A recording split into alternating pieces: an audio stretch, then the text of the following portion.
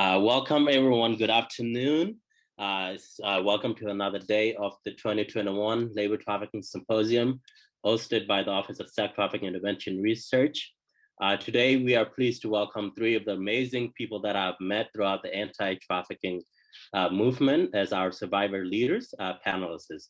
These individuals I've worked with ever since the fall of 2020, and it's been amazing having to continue connecting with them and seeing the amazing work they are doing. The focus of this panel discussion is to highlight their lived experiences, insight relevant to the needs of labor trafficking survivors, how communities can be more proactive in responding and assessing labor trafficking, and considerations for collaborating with survivors.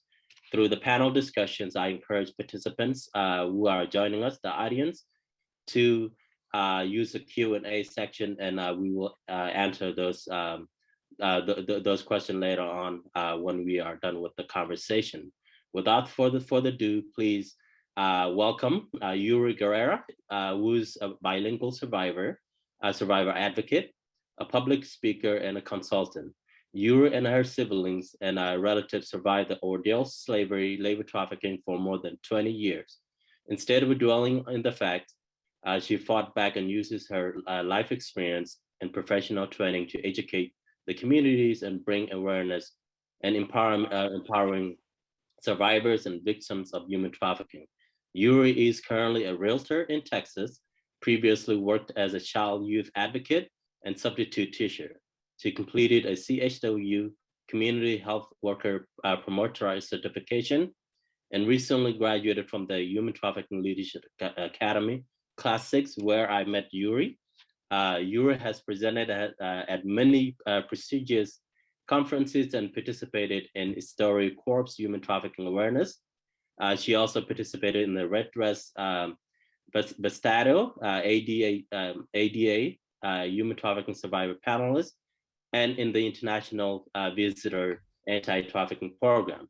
Her purpose and passion in life is helping community to prevent human trafficking and keep healing with other survivors. Next up, we introduce Ingrid Guerrera, who is also Yuri's sister. She was a victim of labor trafficking for more than 20 years and had the opportunity to receive justice when her abuser was prosecuted and convicted in 2016 in the Northern District of Fort Worth, Texas. She's now advocating and bringing awareness to human trafficking. Ingrid has served as a survivor advocate in the Irish program at Mosaic Family since 2019. She appeared in several anti-trafficking conferences at Pathway of Life Church, Dallas Community College, Ram Church, Vestadio, which is also the Red Dress 2019 Visitor Anti-Trafficking Program meeting in 2019. Furthermore, she has also been a fellow at the Human Trafficking Leadership Academy, Class 6, as well as the Mosaic Survivor Program conversation that happens in 2019 as well. Finally, we introduce Benjamin Bentz Adriano, who is an advocate, a consultant, a businessman, and a social justice activist who devotes his life to bring awareness to human trafficking. A survivor himself, Bentz volunteers free time interning in the business development of the Refugee Service of Texas, raising funds and advocating for victims and survivors of human trafficking, refugees, and asylum seekers. He serves as a consultant for program guided by NITAC at Kent County, Michigan Independent School District, where he formulates training, standard protocol for youth program, human trafficking safety protocol, student re-engagement for re-entry program. Bentz is a senior student at Texas State University and is a scholar at the University of Texas Austin College of Law. In February, he also graduated from the Human Trafficking Leadership Academy, where his cohort, including myself, Yuri, and Ingrid, explore how community can assess and respond to labor trafficking among migratory families. Welcome, Bentz, Ingrid, and Yuri. Thank you for for joining us today.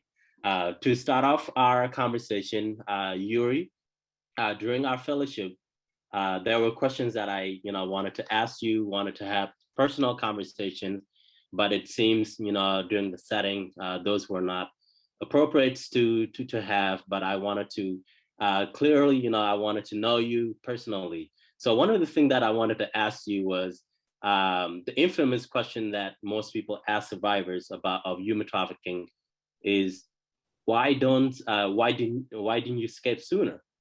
Based on your lived experiences, what was the reality of human trafficking like for you? Okay, hello. Thank you so much for having us. It's a pleasure to be here. Thank you for all the people that is join us, and thank you for have this space to open about this. Thank you. I want to say this is the question that everybody have. No, everybody will ask. Some people will refrain themselves, but it's there. And thank you, Bandak, to be so open and honest to ask that question. The answer is very complex. So I just gonna give, on my side of the experience. I understand for people that never went through these kind of events, when they ask these questions is because they're in a position of safety, they feel free, and they cannot understand how come a person can survive these, and then how a person can endure these, and survive, and then just not survive to be thriving. um and I want to say that when you are in that situation, when you don't have freedom as a human being, you are not the same person that you are when you are in a place in your life when you have freedom and you have resources. So the person that you're talking right now, like myself, Yuri, is not same person that I was those years ago, so because when you are in that situation, Bandak and everybody, first of all, you don't feel like a person anymore, and you're like, what? You become a commodity. You become an object that they decide what you eat, when, if you're gonna eat, if you're gonna go to restroom. The basic needs, you depend on somebody else, and then make all your decisions. My personal experience, why people don't sometimes ask for help, is just they're they, they're being in so much, like myself. I bet submerged on all this. I was not able to do it. First of all, I was ignorant about human trafficking. It was not the label, to me. I did not understand nothing about that. In my case and my sisters, we were children when everything start up. So it's just I didn't know the places and the people that I talk or be around it were very controlled. So it was not a lot of opportunities. Really, the opportunities for the community to help me were greater than the opportunities for my own self to help myself. I don't know if that makes sense. It It's it a lot of, totally does. yeah. Yeah. So it's a lot of fear, it's ignorance, because I didn't know that I was being a victim of human trafficking. First of all, I didn't know, I have a lot of fear, a lot of shame. I don't really understood what was going on. It took me 11 years, Van Dyck, to report it. 11 years. And on my particular case, I did escape 3 times. Yeah, I Oh, tried to.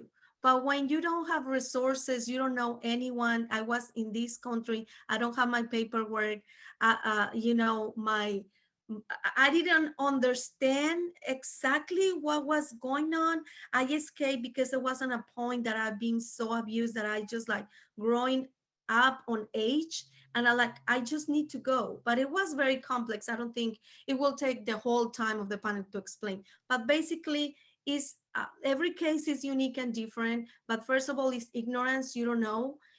Second of all, it can be very fearful, and most statistics says that most of the survivors they're surviving because somebody else make the call for them. Somebody else say something is going on. Something is it's not. Something is weird here. Let me just don't ignore this. On Mhm. my particular case and my sister's, after 11 years, I went and reported. But Thank we are the 1% of the 1% of the 1%. Wow. Amazing. Thank you so much for that insight. You touch base on a lot of things. Definitely. There's a saying that he who feeds you, clothes you, and also controls your movements. So thank you for referring to that as well. One of the things that you worked on our HTLA Class 6 recommendations was the economic mobility of migrants who are being exploited and trafficked, and that's something that a lot of people in the anti-trafficking movement don't often look like. So thank you for your insight on that. Um, Ben's in the HELA Class 6 report, on that section where you tell a little bit about your story, you kept referring to your trafficker as your employer. I wanted to know, and also for the audience, for you to maybe just dive deeper a little bit on that, as to why you chose that term instead of, choosing the term trafficker instead. Right. Thank you for that question, Vanak. I think my answer resonates in echo what Yuri has just said. Um, the reason why I keep using that at first is because I came to America with a worker's visa. Mm-hmm. So basically, my trafficker went to the Philippines and hired us as a seasonal worker in America. That is the basic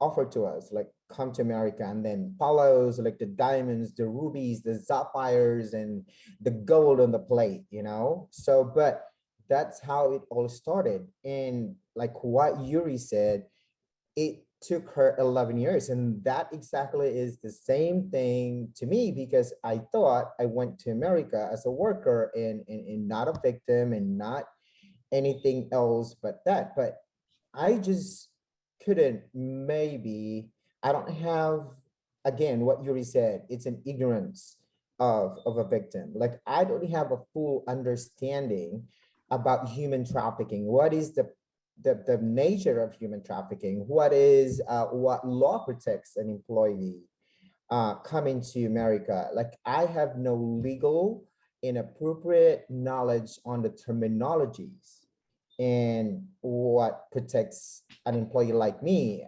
So that basically is. So for me is I always refer to him as my employer, my employer, my employer. But I think after me recognizing the fact that he is not actually an employer, but a human trafficker, Right. the No. the only time that I came to know that is when I gathered information and I gained knowledge about it, when someone has told me about it. But I always refer to him as my employer. So Wow. Thank you for that. To reiterate back to some of the presentation yesterday, this really resonate with it, because oftentimes victims don't know that what they're experiencing is exploitations and trafficking. And also you touch base on one of the things that people often misunderstood, that trafficking means smuggling, but you obviously came to the United States legally with a work visa, and under false promises that you would be doing a different job than what you ended up doing. So thank you for that. Ingrid, welcome. Thank you. Ingrid, I wanted to ask you, in our report, you stated that our case was reported to the U.S. Citizenship and Immigration Services, USCIS. The following year, I was enrolled. I was in a nightmare. I had to revive 27 years of abuse. My body and mind were not prepared for the levels of stress I went through that year. From applying for an infinite number of paperwork, for the to having legal status to many hours of preparing for prosecution. I do, from that simple statements, I do feel like you experience a level of re-victimizations that no one who's a victim of, of any abuse should ever go through. What other useful resources that the USCIS could have used to reduce your risk of re-victimization now that you are in a position to advocate for survivors and have gone through a series of educations? What other resources do you think the USCIS should have used to reduce that?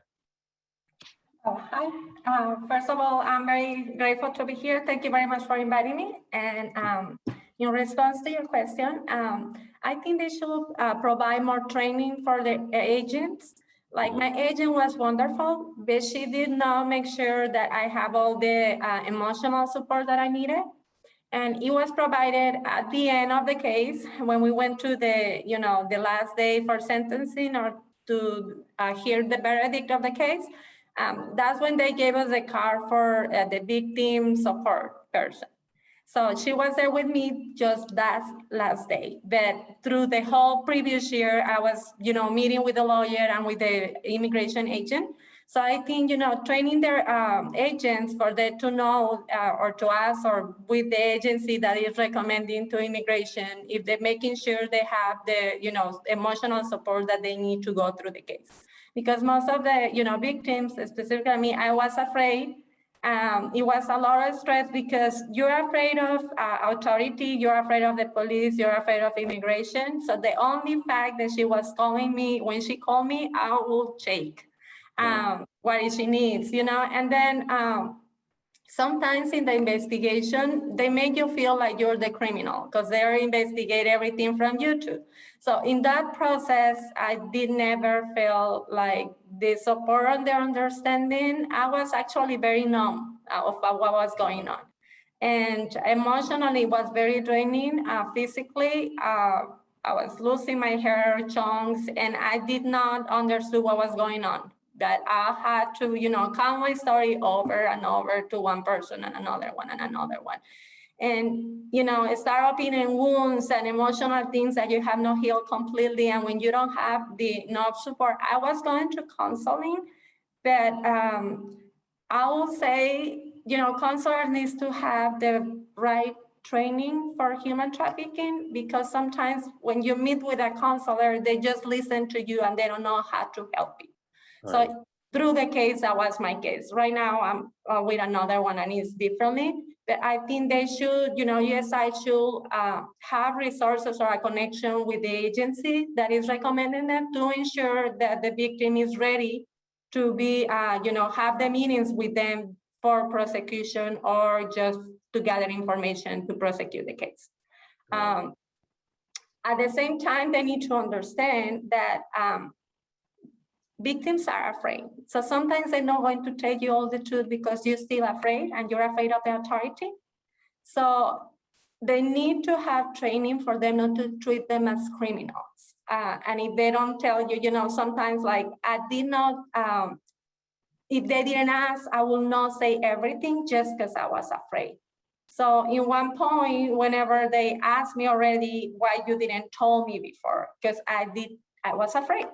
So you need to understand that they need to be prepared for them to come out with the questions for the things that will help the case up front, and not expecting the victim to come out with everything that they know because they're still afraid. Right. Yeah. Well, thank you so much. This brings us to our next question, and Yuri and Benjamin, you both can have a take on this as well. The terms survivor informed and victim center is often used in the anti-trafficking movement a lot. You hear people saying that, our agency has been, trauma informed and victim center. But with the labor trafficking, I feel like there's somewhat, particular things that we might be missing. And I wanted to know your take on that. What does it mean to be survivor informed and victims centered? Right, so I think first of all, you need to understand what is to have empathy, to understand what they've been through. And they getting out mostly with no money. Maybe you don't have legal status here. So you have nothing and you started from zero. So you need to completely understand all the challenges that need to overcome.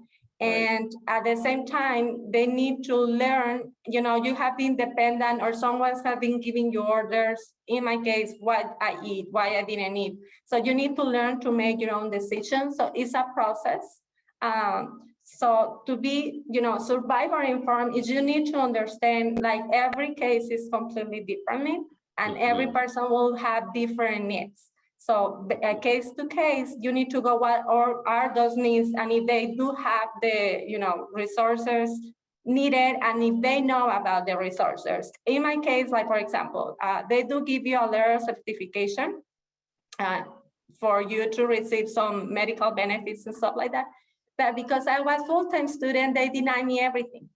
So I actually did not have health insurance, and she never took me to the doctor but once because it was an accident. But and I was going through all that kind of stress during the year of the prosecution, and with no health insurance, I didn't know what was going on. So 2 years later, when I was able to afford my own health insurance, I realized I was anemic and I have a lot of disbalances, and a lot of things has come on since then. So, you need to understand that it's a lot of gaps in the systems and trying to see what you can do with that kind of survivors. Like, for example, in my case, if someone will have informed me, okay, you did not apply, they did not, why was the reason that they denied it? Just for full-time student, but I did not have guidance. So sometimes if you don't understand all those gaps that they exist, you will not be able to be a, survivor-based agency. So you need to completely understand not just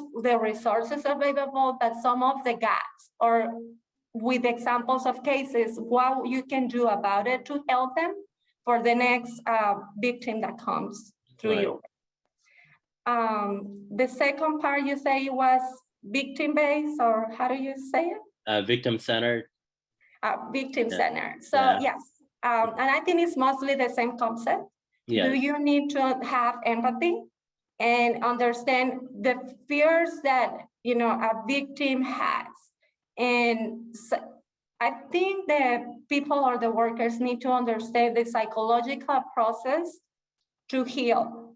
Because sometimes, like Yuri said, you're not aware that you're a victim, and you need to digest what you've been through. So it took me, you say 11 years for us to report. Why? Because we had no idea we were victims of human trafficking. And then the more, I remember when we started the case, it was 2016, 15, when we reported in May. And it was, talking about my case over and over. And the more I talk about it, the more I digest all the abuse that I went through. Because for me to survive, I had to, put all my feelings down, and that's the way that I survived. So I was feeling everything that I had not felt for 27 years to survive. So it was a lot. So you need to understand the importance as an agency, victim center, to focus on what are the basic needs and how can you provide those services for the victim. Sometimes they expect victim to ask for resources. Like, I did not know that there exist tons of resources, and I didn't ask because I didn't know they were available. So for the victim center, it's just to inform them of their resources available. Thank you. Thank you for that. I just want to, before Yuri, and Benjamin, before we move forward, if you feel like you need to turn off your camera as we are having these conversations, much like we were taught at HTL A6, please feel free to do so. This is a safe space, and I don't, if you feel like you need to turn it off, do that as well. So thank you. Benz and Yuri, is there anything you would like to add to what Ingrid had just touched base on?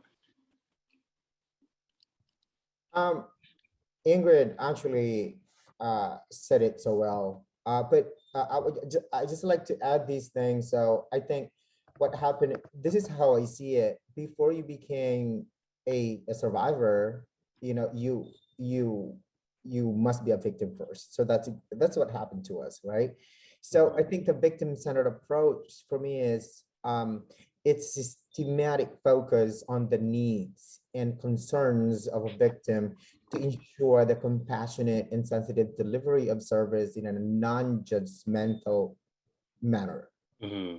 So that, and then that alleviates for you to become a survivor. Now, for me, this survivor-informed practice should respect the Right. unique perspective of survivors, which they became expert about based on knowledge and understanding of the Right. trafficking experiences and challenges they have faced in their efforts to regain and rebuild their lives.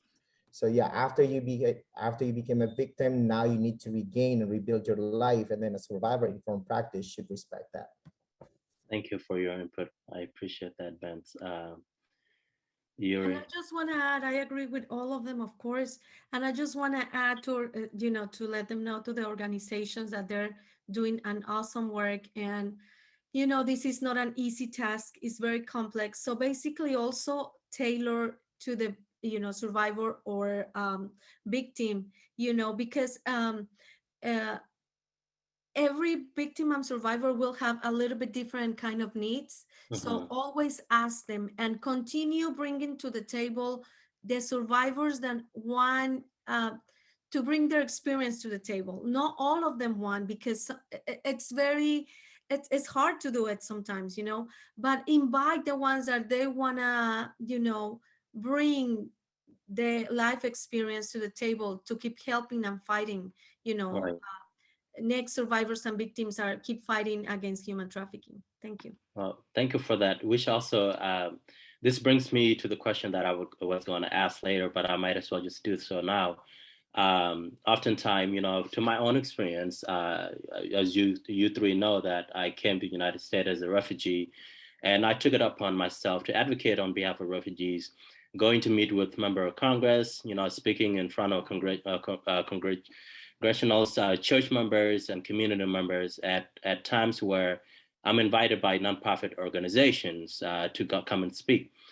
During these times, I would often travel to DC 3 days, 4 days, or sometimes a week, where I have to leave my employment, at times when I was making very, minimum wage, and the compensation is not always there. I'm not always compensated for coming to, speak with member of Congress. I come back to, Arizona, where, I was working, and handshakes was not paying my bills. I find myself in a position where I have to use other means that can make me, even vulnerable to actually, pay my bills and pay my rents on time. Why is it so important for the anti-trafficking compensate survivors when they are asked to appear in public engagement, just like this one where we're at today? Um, any of you guys can take on that. Yeah. I think like as valuable is the time, and the knowledge and the resources that everybody bring to the table, like um, psychologists and all these people, professionals. Mhm. We live it through. So we know better than, no one what is to go through this and survive it, which I have. This is not, human trafficking cannot be fight just a lonely person. It needs to be a group. So for us that went through extreme abuse and never get paid or pay an abuse and get a little pay is very important, because it brings back to us our value as a professionals, our value as a human beings. And like, for example, what you're saying, especially when you come from what is it, Ingrid said, you have zero, Mhm. like you don't have anything and you're rebuilding your life, is like, I want to participate in everything, but Right. if I need to stop working to come here, it's not possible for me, because that day maybe cut my rent, my Right. water bill. So, Hmm. uh, right now, and as we as we, are more stable financially, believe me that we will say, oh, I can volunteer for that. But and we're open to conversation. I think still a lot of people and organizations are really afraid to ask the survivor. They're afraid to ask us. If we are asking for amount of money, you can negotiate with us. You Right. can ask us, oh, we don't have that much, but will you be available for we just have these resources, or I don't know. We just want to be treated like everybody else, like any other professional. I don't know if it makes sense. It does makes a lot of sense. I do resonate you a little bit on that, because you will see individuals who don't have any lived experiences, and they come to speak in the same panels as you, and they're getting paid for their time. While it seems to most organizations that they feel as if they are doing you a favor for appearing in public, for shaking hands with someone who's important, and for for them to highlight your story on social media, or a newsletter, or appearing in news. But at the same time, they don't take into consideration that they are actually exploiting your own knowledge of your own experience. And also when it comes to employment, this is something I wanted to touch base on as well. When it comes to being employed by any agencies that are in the movement, it's oftentimes that they're not hiring you for other skills that you have, but they hire you based off what your experiences were. They're not looking into what is your level of your Excel, your SPSS, your public speaking. What else can you bring to the table? But they don't see you as a credible knowledge producer, which is very troubling, because after surviving horrific experiences, there are dreams that you need to go after. You need to live your life, and the best way to live your life is to be freely allowed to actually go after the things you do and the things that are most important to you. So thank you for that. Ingrid and Benz, is there anything you would like to add? Oh, sorry, Yuri, were you going to add something? Okay. Ingrid and Benz? Both of you are actually just throw it out there with great explanation on that. I think I just want to say this. When it comes to compensation and all that, I think there is a personal, legal, and ethical binding principles in there. Like what Yuri said, you don't need to we can negotiate. But when it comes to personal, I could give a free time to do this thing. But like I said again, there is an ethical way and a legal binding principle on this. Right. Yeah. So it's not a matter of, okay, because I am a professional now and I'm, there's also personal, I would like to do it. I would like to do it free. I would like to invest time for these reasons. But yeah, that's all I would like to add on. Thank you. That was beautiful said. Yeah. Great. I think you already say everything. I just want to add one more little thing. It's important. We do have a lot of skills as persons, and you sometimes, through my 10 years that I've been out, what I have been looking at school and everywhere is like everybody just see you and see your resume, whatever you did for 20 years, and they exploit you. Right. Like I cleaned houses for 20 years, and it's, it has been hard in all the aspects going through school, finding a job, because my resume only says clean houses. And I am a biomedical engineer right now, and I'm doing my PhD. But it's been just really hard for me to, even in research, like when I apply for a position here to get funded from another lab, I just didn't have that much to put in my research, and it's really hard. So it's important to pay survivors and to understand that they do have a lot of skills, and you just need, to treat them as any other person that had the same level or skill. Like, for example, I'm very good at organizing, but through what I was cleaning houses, I started organizing, and I never really charged what people charge for organizing. Why? Right. Because I did not know that I did have more value. I would just, whatever, I was afraid to charge more just because people will see me, she cleaned houses for 20 years and she was victim of human trafficking. So they see you and they still, maybe they don't think that it's a less value for your work, which I think it should not be. Because some of your work, the skills that we do have as a survivors, they're a lot better than other people. So they just charge for the skills, and pay for the level of the skills that the people have, whatsoever their background. Amazingly said. Thank you for your input on that. I wanted to move on to our next questions regarding, your experience. Wanted to ask what settings, venues did you make contact with people?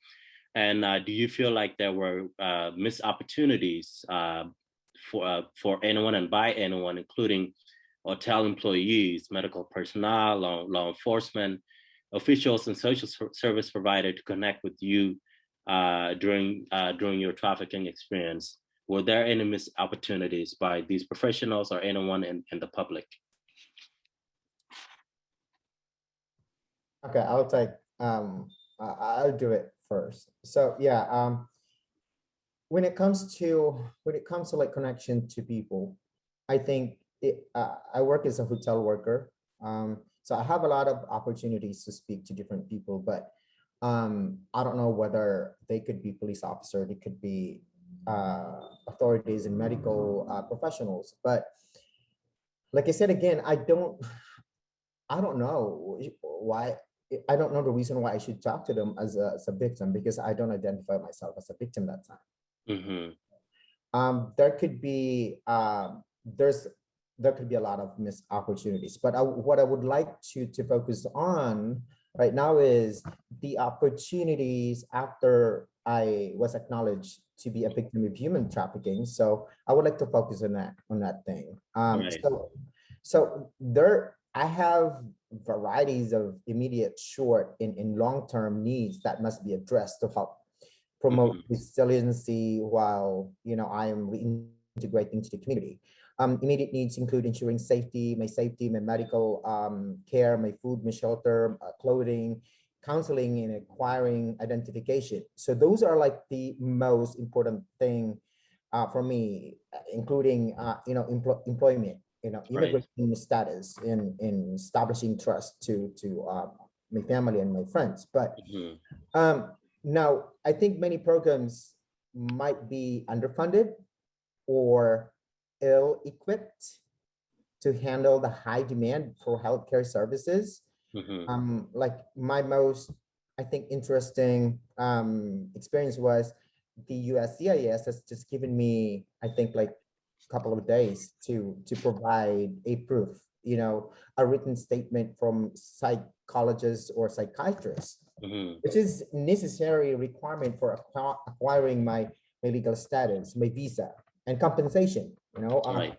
But I'm speaking about Texas, and then when I was trying to get that services, the latest one that I could get into line of patients to be seen by medical professionals, the earliest would be 6 months. Wow. So that means that if I pass the days or 2 weeks of a window that has given to me by USCIS, I don't have anybody to help me out.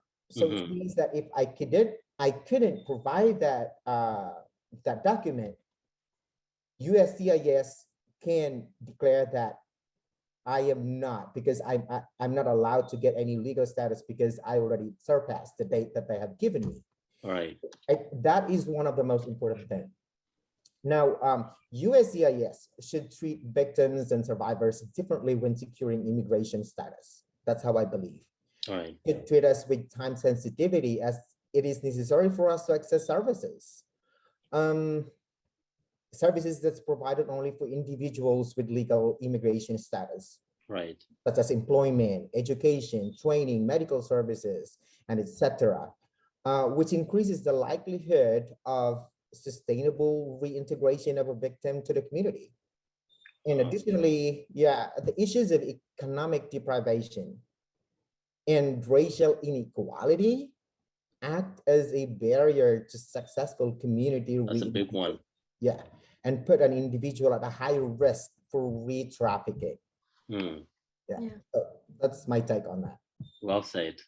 Yeah, and I just want to say, like, I think, and I'm just gonna speak, Ingrid and Ben's, we're just putting the things like how we live it, like here, we're very grateful, and that all what the anti-trafficking, communities and everybody's doing, professionals. We just like putting our voice, right here, honestly, just to talk about the cracks and all the things that they can be better for for everybody. And I think it was a lot of chances, in now that I think back, a lot of chances of people reported and help us. Mhm. But at the same time, I know that if you don't know, you don't know, right? Exactly. So still, I'm a still like awareness, like in all settings, like going to my doctor, he's like, my medical doctor, he's like, wow, when I told my doctors, like, okay, I'm a survivor of human trafficking. The first thing that I'm assume, I'm a victim of sexual trafficking. They don't even like, if they Right. assume that I'm a victim of sexual trafficking, okay, that's one point, because at Yes. least they know about. But and then they don't want to touch me, they everybody start like talking to each other, and it's really awkward. And then Hmm. I'm like, oh my gosh. And I'm like, doctor, do you know I'm not a victim of sex trafficking? I mean, it's okay if you can touch me, but even though I'm a labor trafficking and I have a lot of trauma. So I was talking to him, and he was, I'm so sorry. And I have an open conversation to him. We still, because it's still on the field thinking like, and labor trafficking is diminished. I'm Mm. not, we don't want like survivors or victim of labor trafficking. We're not we're not competing against any abuse or sex trafficking, but still in our communities, it's a very lack of knowledge. Like, being a survivor of victim of labor trafficking is horrible. It's against human rights when they take Hmm. your freedom. So we're not competing against sex trafficking. No, we need to abolish that. We need to fight against that. But we also need to do it against labor trafficking. So it was a plenty of opportunities for people to report it and help us. But I really think they didn't know. They didn't know the red flags. They Right. didn't know. And when you see a person that is free, that it's not on physical chains, Hmm. it's really, if people they don't know, it's really hard for them to understand why you don't run, why you don't flee, what you, nobody is holding you physically, but Right. it's because they don't know. So it's still a lot of awareness, and keep fighting against that. Thank you for that. This brings us back to Kristen Brace's presentation yesterday about the distinction between labor trafficking and labor exploitations, where you can experience both in different ways. You can go to your employment legally and I still have free movement as well. And also the stigma regarding human trafficking and also sex trafficking particularly is something that our society needs to leave behind. And you touch base on the chain, what we see on Google all the time, where the images are people who are showing up when you type in human trafficking, which comes in many different forms. So that's something that we really need to work on moving forward as a society in the United States. So thank you for that. Um, Before moving on to the next questions, Ingrid, I wanted to give you the opportunity if there's anything you would like to add. Otherwise, I can ask the next questions. No, just real quick. I did have the opportunity. Like, I did have an accident on the tooth, and they took me just once to the hospital. And Mm-hmm. the first day, they did not allow them to go with me in the back. And I talk English completely, like I knew Wow. little. And then the next day, we come back, and because the lady wanted to control me and everything that Mm-hmm. I did, she sent her daughter and told me to tell them that I didn't speak English. Wow. And I did that. And since then, she was going with me and making all the decisions, which I it's completely weird. I right now see and I see it. All the doctors and nurses saw it and they didn't say anything. It's just like, maybe lack of training or they don't know what was going on, but they did not ask at all. So wow. Yeah, thank you for that. That actually brings us to the next questions, talking about free will and also responsibility. Wanted to know your take, as a survivor, when discussing, the nature of free will and responsibility. I know it is important to be mindful of how much agency a person has, your own personal agency. Why is it so important for survivors to be agencies, to be independent advocates, consultants, and speakers that can collaborate with any diverse group of individuals, rather than having to just be attached to one particular organizations? Any of your takes on there? I would really appreciate any of it. I know this is very difficult for you to talk about, and as I mentioned earlier, you can also still turn off your camera. So any take on that? I do think it's better to be, because each organization have their own goal or their own mission, and they do have their own views. Like, some of them, they even make you read it and sign it. These are our views. So mostly they're going to grant you or restrict you to just certain, to follow their views. Yes. So as survivor, I think it's important you can express, and I mean, I don't mean it in an aggressive way, just express how you feel it from the inside. And yes, like, I said about in the beginning, the cases, the agencies, I'm very grateful from all the people that have helped me through my case, but still there were gaps. And I do not, the fact that I expressed the gaps that they were, in the process, that does not mean I did have the most amazing, team. Yes. They fought seriously for us to win.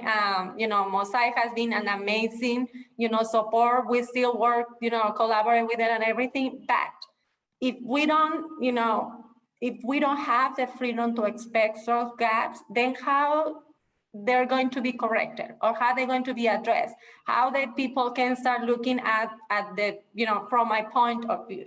So I think that's what's important of being able to be better a consultant, because it gives you the freedom and not to be restricted on your freedom of expression and your freedom of what you want to say. At the same time, working, for example, Ben's mentioned he didn't know the laws from the United States. So I know, sometimes it's hard to express. It's controversial because sometimes you put, like I did a PowerPoint about, the rights that they have for immigrants when they come here. What are the laws in here? But the laws are very complex, and some of them, you cannot just define it in one sentence. So it's really hard when an organization already says so. For example, that kind of information, it can become controversial legally, buying it, and they can have problems. But if I do it as a contractor and survivor, I do have freedom of speech. So I can express a lot more than people can. That doesn't mean I will be changing, the laws or I'm putting the information that is there. Right. I do have the freedom to say, if you need more information regarding this law, you can go and research it without the legal binding or legal compromise that some organizations can have behind. So that's the reason I think it's very important, for survivors to continue as independent contractors, to have that freedom. Thank you for that. That was beautifully said, and you explore that in a way that's it's well understood, and so I appreciate that. Yuri? And also, as a survivors, every survivor is different. We have two other sisters that went through the same thing, but they don't want to expose themselves, in public. They don't, and it's very respectful. Not every survivor want to tell their story. Not every survivor, not because they're not grateful. It's just because it takes too much, that they're just trying to regain their freedom and rebuild their lives. Right. Because I always said, some things are gone. You cannot have them back. You just need to regain. So that's very respectful. And Mhm. for the ones that we want to do, like I find out myself when I start, being public and, regaining my freedom and Right. taking back my freedom, I start saying no to things. For example, when television want to do me an interview, I did Yes. once, but then they put the story whatever they want and cut off. And I didn't like it because they made a story of their own. It was not my story. So for that experience, the next time that I ask me, I'm like, no, I can participate in panels, which, I'm going to express what I want to express. But if you're just going to record something and cut it off at your convenience, I don't want to participate on that, because my motive is you make awareness in the community, Mhm. make the community that fights against human trafficking stronger, not just to be in a show. That's Right. my taking. So freedom we are regaining as survivors. Also, I want to tell all the professionals that work on the field and the organizations, is not the same freedom that you have when you just regain it, because you really don't understand what is freedom and you don't Mhm. really understand what are human rights. What's that? Give me a Right. spoon of that. I didn't have it for so many years, really, seriously. And then through your process of healing, you regain your freedom, and you be saying yes or no to different things. Thank you so much on that. You touch base on the freedoms to say no, when you're asked to do certain things. And I also think many organizations, out there, I just wanted to say it's okay to, accept that facts, when survivors say, refuse to do certain things for you. And also not to alienate them, not to isolate them from, working together with them in the future again. And that's the whole point of us not wanting to re-victimize survivors if they don't feel comfortable engaging in certain things that can trigger their lived experiences. That is okay. They should be free to say no when you ask them, and they have their own reasons. And just wanted to throw that out there to anyone out there that's working with survivors. Thank you so much, Yuri, on that. um, Before we move forward, Benjamin, is there anything you would like to add, or should we move on to the next question? Yeah, I just want to I would like to go like technical aspect of it, because you guys Mhm. actually explained it so well, so high, like spot on. But I just want to echo that, I think one's agency is one's independent capability or ability to act on one's will, Right. and that's like because social science agencies defined as a capacity of individuals to act independently and to make their own free choices. So yeah, just being technical here. So Vince, you are a wise man. So I know you were a cook, and you are aspiring to become a lawyer and help, go to go to health schools and all that. But you always come up with great points. So thank you for that. um, the next questions that I wanted to ask, which also can resonate with one of the questions that is asked by Arizona Department of Public Safety personnel, Desiree, is I wanted to know from your perspective, how can healthcare providers, law enforcement agencies, and service providers assess and respond to risk factors among foreign national victims of labor trafficking, or labor trafficking victims in general, including homeless youth, runaways, individuals, in order to reduce vulnerabilities and prevent labor trafficking? This questions, of course, was extracted from our HCLA Class 6, but I wanted to know if there anything else that you would like to add for our audience to know that were audience who have not read our report and who did not participated and showed up at our presentations.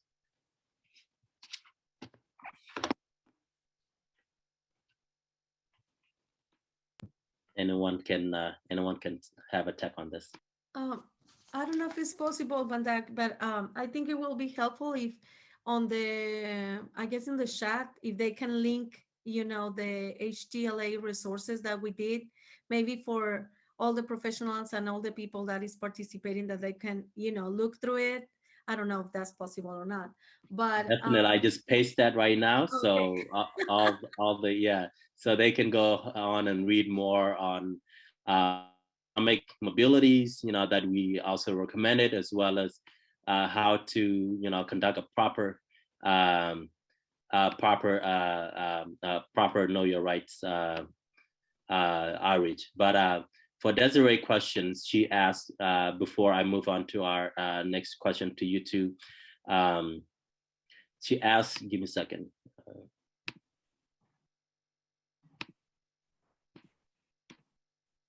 So she was wondering, what can law enforcement professionals do to encourage victims to speak out? And what are 3 key indicators in each of our cases you wish others would have known about to report to law enforcement? Like I mentioned before, like in the case when I went to the doctor, like a controlling person that does not, like I used to never speak, somebody else will speak for me.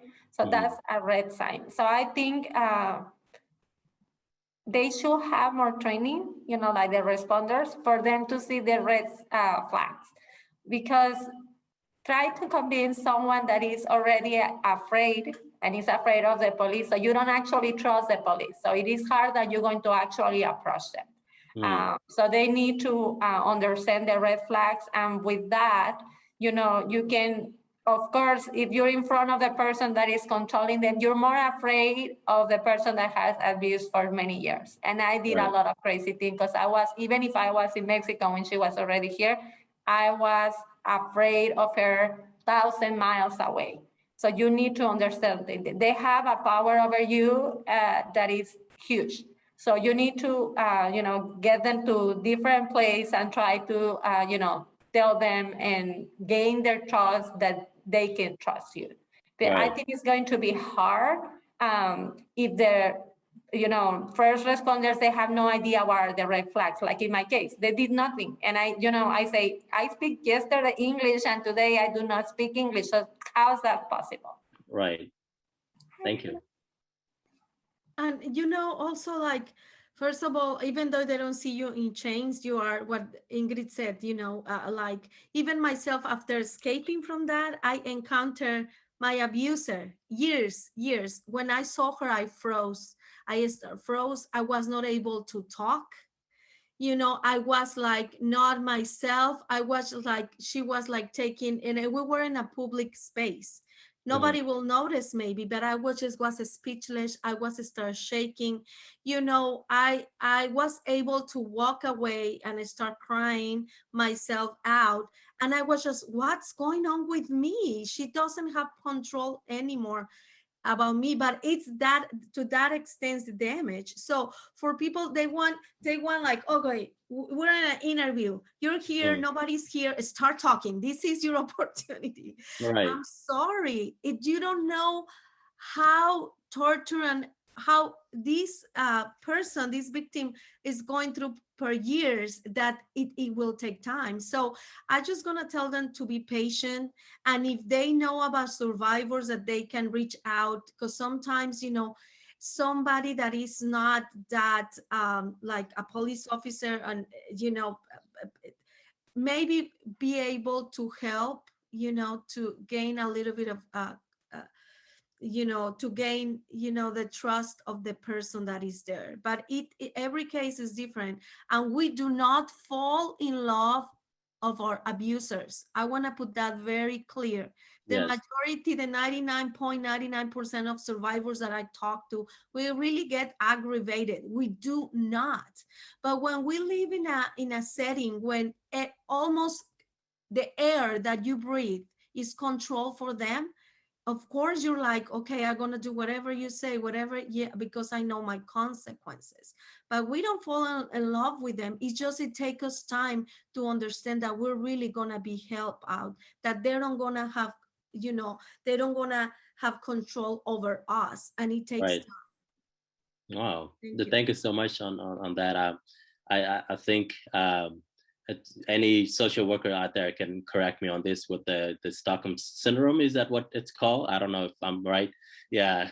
So anyone can, yeah. So it's good that you mentioned that, because it's often something that perceived that, you know, oh, they are still attached to, you know, to their traffickers, and they're in love with them. So thanks for, you know, touching on that as well. So I appreciate that. Yeah. I wanted to, you know, move on to our questions, even though I had already asked the first one already from Desiree. But before we move on to those questions, I wanted to ask all three of you, if you had two pieces of advice to offer everyone in this Zoom room, the audience as well as the panelists, what would they be? One thing that they can do, and one thing that they wish you wish they knew. So one thing that they can do, and one thing that you wish they knew. Okay, I think this is, I like this question a lot. So I would like to address first the group of people, the authorities, the social workers, the law enforcement, the healthcare professionals. That, you know, I think all of these organizations and entities, they just not realize how crucial their role in partnering with us in combating and preventing human trafficking, particularly during and after of that disaster. Now, there's a lot of research that it very we can access, like all of them can access. There's a lot of information that can help them out how to improve of helping in partnering with us. Like, we are part of the movement of anti-trafficking. Like law enforcement, there's, you know, my travel to Amarillo actually opened up a lot of realization to me, like how policing fails so many times. You know, I appreciate, because nowadays there's a lot of reports that they are actually knocking down a lot of ringleaders and all that, but that is great. But when it comes to the micro part of it, that's when a lot of fallout happens. Now, another thing that I would like to highlight is for our communities, because this is what happens. When many people think of human trafficking, they think of kidnapping and people being held in cages. Mm-hmm. You know, while that is certainly part of it, human trafficking, it is also encompasses much more than that. Unfortunately, it is not uncommon for victims for their complicates survivors' ability to establish trusting relationships with people. I think that's one of the, you know, that I suffered about. Moreover, law enforcement may charge adult victims. This is what I'm talking about, Right. you know, with prostitution, you know, that micro, when the policing, you know, or micro policing in our community, not only is the victim caught in legal limbo, you know, again, that's my personal experience, but they are re-victimized by law enforcement as well. Exactly. You know? Not directly, at times could be indirectly. You know, human trafficking victims can be triggered by memories of their abusers and experience, like what Yuria said. It further affects our ability to develop healthy, stable relationship and social support, even from our own family, you know, and however, there are, like, for the victims of human trafficking, I know a lot of victims of human trafficking who doesn't like to come out, you know, and I can't force them. However, I would like them to know that there are, you know, provision laws and acts that would protect them. The protection victims protection acts, and there are legal remedies that they could have. that they didn't know up to this day. They didn't know about it. Right. Thank you so much, Vince. Yeah. Yeah, and I would like them to know about that. And I think families should learn how to deal after victimization as well. They family continues to be an essential part to survivors' sense of identity upon returning. The cultural beliefs plays an important and integral and crucial part of reintegration to the community. The values that, you know, previously formed their self concept remain influential to survivor. Yeah. Thank you. We have just a few minutes before our next session convenes, but Yuri and Ingrid, I wanted to give you the opportunity to, if you have, advice for 2 things that, they can do, we can do, and 2 things that you wish we knew. Ingrid, you go first. Yeah. Okay, I just want to say one thing that you should do is have empathy.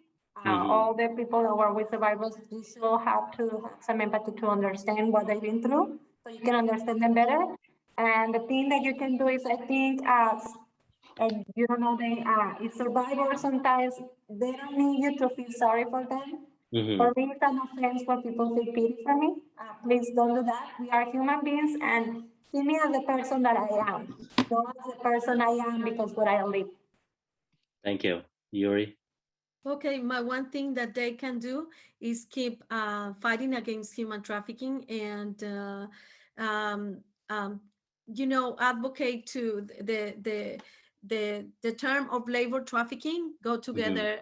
It's against human right, not just like do the sex trafficking. Put always together, sex trafficking and labor trafficking, they should be together and mention it and make awareness in the community and understand that it doesn't just happen to undocumented people or people that are poor in their communities. It can happen to anyone, and that everybody in society play a role. Small or big, we all play a role. And I wish they knew a lot of people, it was more education and awareness back then, the way they can, report it for me, but it was not possible. Thank you. Thank you. Vince, we have just 1 more minute, and I just have 1 more question from the audience that, you would be willing to answer. From the anti-trafficking organization's perspective, sometimes it feels awkward to ask about compensations or to be perceived as commodifying trauma. At the same time, even writing this sounds like problems of the privileged. Any thoughts on that? Thank you so much for that question. Here's one thing. Like I said again, I said previously, like we have, whenever I was invited to speak, I have like three principles. But I have a great friend of mine who actually enlightened me about that. That is Van Dyke. So yeah, and thank you so much for that. And a lot of people would tell me as well. Here's the thing though. There's a lot of biases. You could be perceived as a person who's actually making money out of your experience. Here's how I see it. I always say, I don't like to do, this is one thing that I would like to do in my entire life, this experience. But I think this is a gift for me. A gift of what? A gift from whoever the gift is from, but I think it's a gift for me to share my story. While I share my story, it could be morally, psychologically, mentally affect me. And I don't only speak like what Ingrid and Yuri and all of us over here, we are not just speaking because we experience it, but we also have, in a business perspective, again, being a technical over here, when you invest and you need to make money. That's the purpose of business, right? But for us is we're not making it as a business, but we also have, like last time I went to Houston, I was invited to speak. I had to buy my gas. I have to buy my this. I have to stay in a hotel. I have to, it's not I would like to help as much as I can, but I also have like limited income, and at the same time I'm at school. Yes. And there's a lot of things that you actually not sacrifice, but like what Bandak said, sometimes I have to cancel because this is a priority. This is like my personal, very personal to me, very close to my heart. I have to sacrifice this. And this is supposed to be a $500 income for me for the day, but sacrificing it. So you are not monetizing your ordeal. Yes. But you have the skills, you invested on that too. So I think it's ethical for them to pay you or give you some compensation. We're humans and we have expenses as well, like everybody else. Thank you. Thank you. I appreciate that insight. Ladies and gentlemen, our time has convened. Thank you so much to our amazing panelists, Benz, Yuri, and Ingrid. You guys have been amazing doing this panel. So thank you so much for your time, for your willingness to come speak to us